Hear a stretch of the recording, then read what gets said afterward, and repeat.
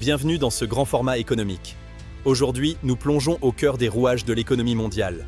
2026 s'annonce comme une année de contrastes violents, entre percées technologiques et fractures géopolitiques. L'économie fait preuve d'une résilience précaire. Malgré les chocs, la croissance mondiale se maintient autour de 3%, mais cette moyenne cache des réalités profondément divergentes selon les régions. L'instabilité est devenue la nouvelle constante. Dans les prochaines minutes, nous analyserons les piliers de ce nouveau monde.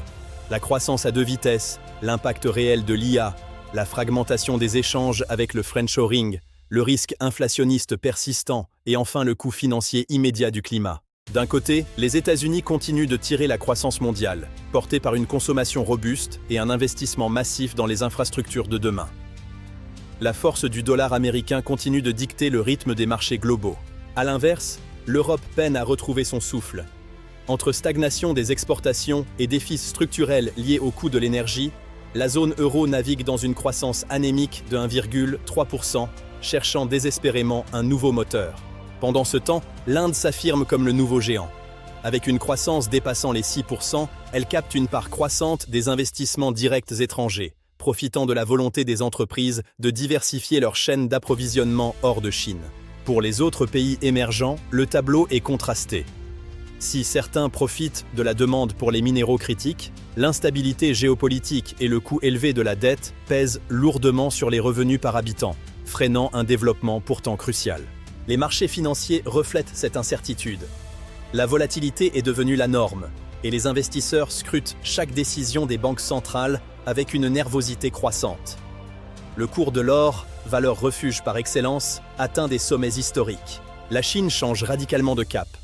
Elle délaisse progressivement l'Occident pour renforcer ses liens au sein du bloc BRICS+, redessinant les routes du commerce et tentant de créer un système financier parallèle pour contourner le dollar. Abordons maintenant le sujet qui redéfinit l'économie, l'intelligence artificielle.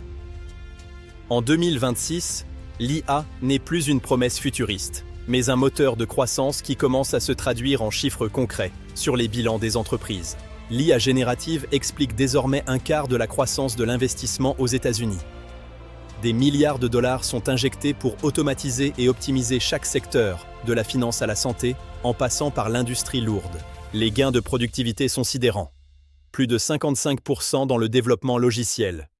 L'IA permet de produire plus vite, et avec une précision accrue, changeant radicalement la structure des coûts des services. C'est ici que réside le paradoxe.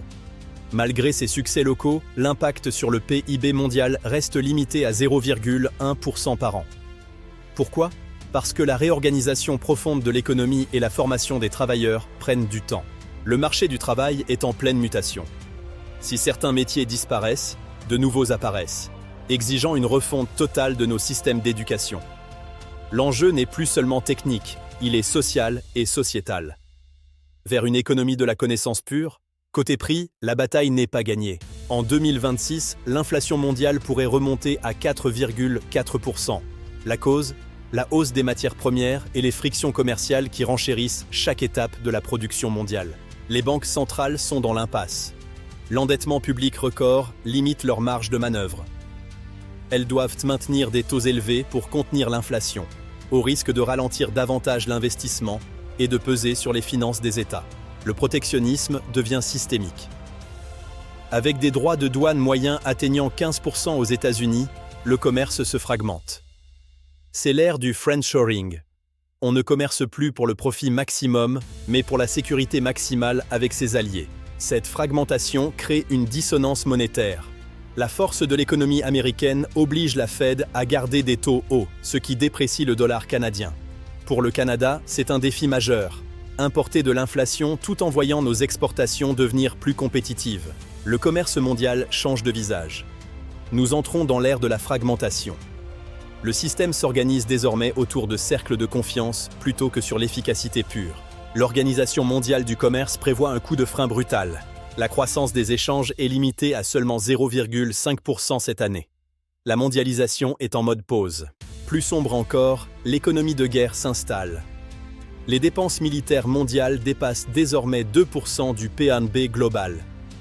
Cet argent, détourné de l'éducation et de la santé, alimente un complexe industriel de défense qui devient un pilier de la croissance de certains pays. Passons aux défis climatiques. Ce n'est plus une prévision pour 2050. C'est un coup immédiat sur les bilans de 2026. Chaque degré de réchauffement ampute désormais le POB mondial de manière brutale et irréversible, touchant tous les secteurs, de l'agriculture aux assurances. Des études montrent que sans une action mondiale coordonnée, la croissance globale pourrait être réduite de moitié d'ici la fin du siècle. Les catastrophes naturelles coûtent des dizaines de milliards aux assureurs et obligeant les États à intervenir en urgence, creusant encore les déficits. Pourtant, il y a de l'espoir. La transition est devenue rentable. Lutter contre le réchauffement aujourd'hui coûte moins cher que de réparer les dégâts demain. C'est le plus grand chantier d'infrastructure de l'histoire, créant des millions d'emplois et de nouvelles opportunités industrielles. Dans cette course verte, les minéraux critiques sont le nouveau pétrole. Le Canada, avec ses réserves de lithium, de cuivre et de nickel, se positionne comme un acteur incontournable et sécurisé pour l'industrie mondiale, offrant un levier stratégique majeur dans les négociations. Mais cette transition crée aussi des perdants. Les pays dont l'économie repose exclusivement sur les énergies fossiles voient leurs revenus se contracter. C'est le cas de la Russie, dont le modèle économique est menacé par le plafonnement de la demande mondiale de pétrole. Enfin, un nouveau risque apparaît, la fracture numérique. Si les pays du Nord captent les bénéfices de l'IA, de nombreux pays du Sud risquent d'être laissés pour compte, accentuant les inégalités mondiales et les pressions migratoires. La coopération internationale est plus urgente que jamais. Merci d'avoir suivi ce grand éditorial de 7 minutes sur DVR TV Canada. Votre fidélité est notre moteur. Restez avec nous pour décrypter les enjeux qui font bouger le monde. N'oubliez pas de liker, de partager et de vous abonner pour ne rien manquer de nos prochaines analyses. À très bientôt pour un nouveau grand format.